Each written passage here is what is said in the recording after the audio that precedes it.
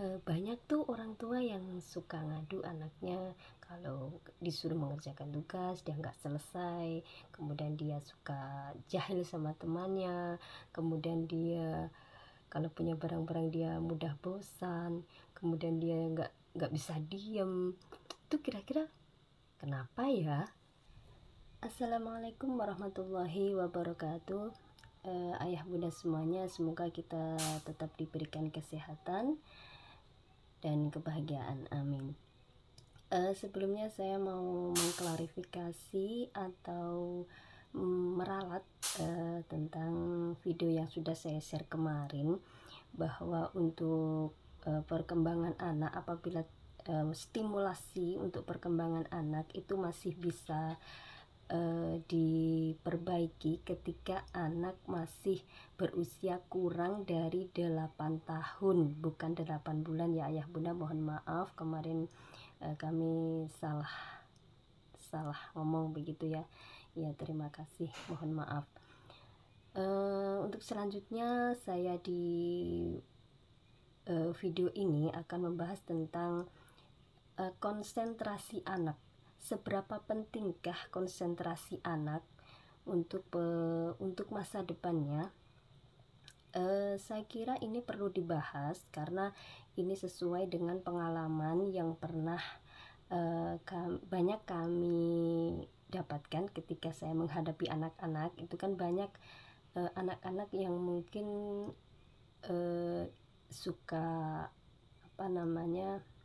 itu ciri-cirinya dia kurang tidak menyelesaikan tugas yang diberikan, kemudian suka pindah-pindah tempat, kemudian suka jahil sama temannya, kemudian suka berkeliling, kemudian dia mudah bosan. Nah, itu ciri-ciri anak yang kurang konsentrasi. Konsentrasi itu bahasa lainnya adalah fokus. Nah, ini seberapa penting?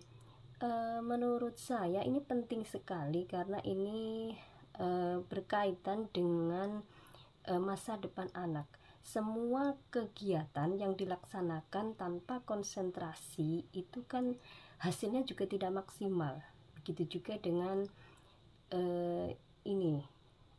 konsentrasi ini perlu kita bahas mulai dari awal ya ayah bunda. Sebelum kita merasakan akibatnya ke depan, kita perlu belajar tentang konsentrasi ini. Yang seperti yang sudah saya sampaikan, bahwa salah satu faktor yang mempengaruhi konsentrasi anak itu salah satunya adalah dia tidak melewati tahapan motorik. Seperti yang sudah saya sampaikan, itu anak pertama tengkurap, kemudian duduk, kemudian merangkak. Apabila dia tidak melewati secara berurutan, maka itu bisa jadi itu akan mengakibatkan kurang konsentrasi pada anak.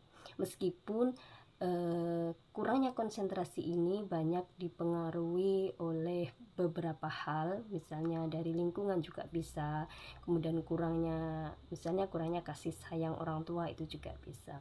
Nah, itu bisa jadi. Nah, kemudian apabila anak itu sudah mengalami kurang konsentrasi, lalu bagaimana untuk mengatasi hal tersebut? Ya, seperti yang sudah saya sampaikan di video sebelumnya, bahwa apabila anak masih berusia kurang dari 8 tahun, itu masih bisa kita berikan stimulasi. Contohnya ketika masih kecil itu kita berikan mainan-mainan seperti mainan-mainan yang seperti mainan pasir-pasir, dia bermain pasir, dia suka dengan bermain hal-hal yang kecil-kecil kayak merangkai, kemudian meronce, seperti itu ya. Kalau kita memberikan stimulasi, kalau di sekolah itu biasanya dengan bermain seperti plastisin, kemudian bermain seperti tanah liat, kemudian pasir-pasir. Kalau sekarang kan tidak, pasir itu kotor, bisa juga dengan pasir statis. Atau kalau ayah bunda di rumah, kemudian seperti pengalaman saya sudah saya terapkan pada anak saya, yaitu dengan menggunakan tepung, bisa dengan tepung terigu atau mungkin tepung dari singkong, itu juga bisa, yang apa namanya, minim efek begitu ya. Itu bisa, biarkan dia bermain begitu saja. Itu bukan, jangan takut kalau anak kita kotor. Karena apa? Karena itu nanti berefek pada perkembangan berikutnya. Jadi biarkan anak itu berekspresi dengan mainannya tersebut. Nah, begitu ya ayah bunda. Jadi ini tolong untuk kita coba perhatikan, mungkin balita kita itu biar agar tidak terjadi kekurangan konsentrasi, karena ini penting sekali. Yang pertama adalah memperhatikan tahapan dari perkembangan motoriknya. Motorik kasar itu kan, motorik itu ada dua ya ayah bunda, ada motorik kasar dan motorik halus. Kalau motorik kasar itu yang berkaitan dengan seperti berlari, berjalan, kemudian melompat dan sebagainya.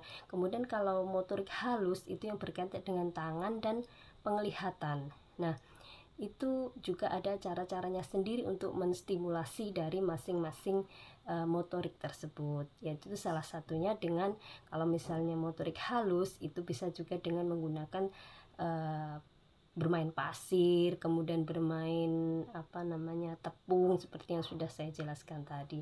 Nah, seperti itu. Saya kira itu sedikit tips dari kami, semoga bermanfaat ya ayah bunda. Terima kasih. Apabila banyak kesalahan, kami mohon maaf yang sebesar-besarnya. Gitu saja, kita sambung di lain waktu. Assalamualaikum warahmatullahi wabarakatuh.